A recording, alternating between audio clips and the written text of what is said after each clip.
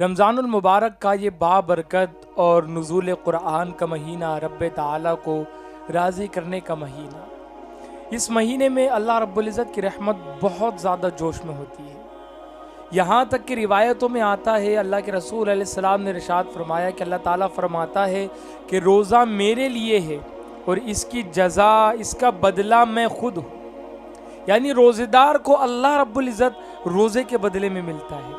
اب بندے کا معاملہ بھی تو بڑا اعلیٰ ہوتا ہے کہ بندہ اپنے رب کے لیے بھوک پیاس کی شدت کو برداشت کرتا ہے، اور اللہ رب العزت کو روزدار کے منہ کی بو بڑی پسند ہے کہ اللہ کے رسول فرماتے ہیں کہ روزے دار کے منہ کی بو اللہ رب العزت کو مشک کی خوشبو سے زیادہ پسندیدہ ہے۔ اس مہینے کے لیے جنت کو سجایا جاتا ہے،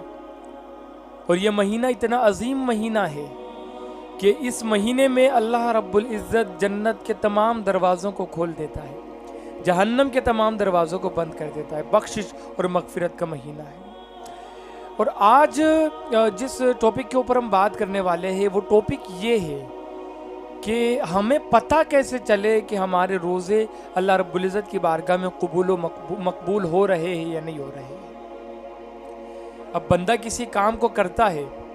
تو اس کو اس کی بھی فکر ہوتی ہے کہ جو کام میں کر رہا ہوں میں اس کے مقصد میں کامیاب ہو رہا ہوں یا نہیں، جو میں کام کر رہا ہوں یہ مکمل ہو رہا ہے یا نہیں ہو رہا ہے۔ وہ لگا ہوتا ہے دعا جب ہم کرتے ہیں تو مقبولیت کی بڑی فکر ہم کرتے ہیں کہ دعا ہماری قبول ہو رہی کہ نہیں ہو رہی، جلدی مچاتے ہیں، جلدی نہیں مچانا چاہیے، میرا الگ عنوان ہے۔ تو سب سے پہلے تو ہمیں یہ چیز سمجھنا ہوگی کہ روزے کی بنیاد کیا ہے، روزے کا مقصد کیا ہے۔ تو اس آیت سے ہمیں اس کا اندازہ لگتا ہے اور پتہ چلتا ہے کہ روزے کا مقصد کیا ہے۔ یا ایھا الذین آمنوا کتب علیکم الصیام کما کتب علی الذین من قبلکم لعلکم تتقون، اے ایمان والو تم پر روزے فرض کر دیے گئے جیسا کہ تم سے اگلوں پر فرض تھے، لعلکم تتقون تاکہ تمہیں تقوی ملے۔ تو اگر روزہ رکھنے کے بعد ہمیں تقوی مل رہا ہے، اب تقوی میں بہت ساری چیز ہے، ہم اس کی طرف روشنی ڈالتے ہیں۔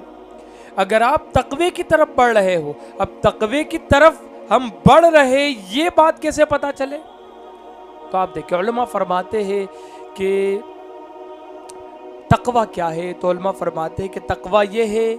کہ بندہ نیکیوں کی طرف بڑھے، گناہوں سے بچے۔ اب اگر کوئی بندہ روزہ رکھنے کے بعد، پہلی چیز، اگر کوئی بندہ روزہ رکھنے کے بعد گناہوں سے بچ رہا ہے، جو گناہ وہ عام دنوں میں کرتا تھا وہ گناہ، ان گناہوں سے ماہ رمضان المبارک میں اگر وہ بچ رہا ہے، مثلا جھوٹ بولتا تھا لیکن اب جھوٹ بولنے سے بچ رہا ہے، اور جھوٹ تو بولنے سے بچنا ہی عام دنوں میں بھی اور خاص کر کے ماہ رمضان میں۔ اللہ کے رسول صلی اللہ علیہ وسلم ارشاد فرماتے ہیں کہ اگر کوئی بندہ رمضان کے روزے رکھنے کے بعد جھوٹ سے نہیں بچ رہا ہے اور اس پر عمل کرنا ترک نہیں کر رہا ہے، نہیں چھوڑ رہا ہے، تو ایسے کہ بھوکا اور پیاسا رہنے کی اللہ کو کوئی ضرورت نہیں۔ تو اگر وہ جھوٹ سے بچ رہا ہے یعنی وہ تقوی کی طرف بڑھ رہا ہے، اگر وہ بد نظری سے بچ رہا ہے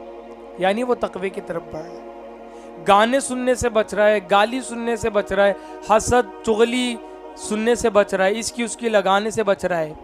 غیبت کرنے سے بچ رہا ہے نا، اور اسی طریقے سے گناہوں کے اڈوں پر جانے سے بچ رہا ہے، گیم وغیرہ کھیلنے سے بچ رہا ہے، ہاتھوں کے ذریعے کے گناہوں سے بچ رہا ہے، یعنی وہ تقوی کی طرف بڑھ رہا ہے۔ یہ پہلا سٹیپ ہے اس کا کہ وہ تقوی کی طرف بڑھ رہا ہے۔ اگر وہ تقوی کی طرف بڑھ رہا ہے یعنی وہ روزے کے مقصد کو جو ہے حاصل کرنے میں کامیاب ہو رہا ہے، یعنی ایک سیڑھی وہ چڑھ گیا۔ دوسری چیز، دل کے اندر اس کے نرمی پیدا ہو رہی ہے۔ اگر کسی بندے کا دل سخت ہو گیا، دل سخت ہونے کی علامت کیا ہے؟ تو دل سخت ہونے کی علامت یہ ہے کہ عبادات کے اندر دل کا نہ لگنا، دل کے اوپر کسی نصیحت کا اثر نہ کرنا،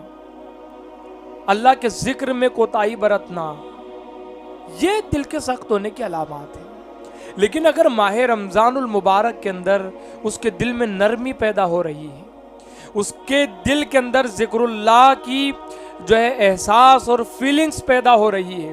اس کے دل کے اندر عبادات کی لذت کو وہ محسوس کر رہا ہے، عبادات کی لذت پیدا ہو رہی ہے، یعنی کہ اس کا دل نرم ہو رہا ہے، عاجزی انکساری اس کے دل کے اندر پیدا ہو رہی ہے، ادب اس کے دل کے اندر آ رہا ہے، وہ جو ہے اللہ رب العزت کے ذکر کے اندر وقت دے رہا ہے، قرآن کی تلاوت میں اس کا دل لگ رہا ہے نا۔ تو اگر یہ چیز اس کے ساتھ ہو رہی ہے کہ اس کے دل کے اندر نرمی پیدا ہو رہی ہے، یعنی وہ تقوی کی طرف بڑھ رہا ہے۔ التقوی ہاہنا، اللہ کے رسول نے کہا تھا تقوی یہاں ہے، تقوی یہاں۔ تو یہ اگر نرم ہو رہا ہے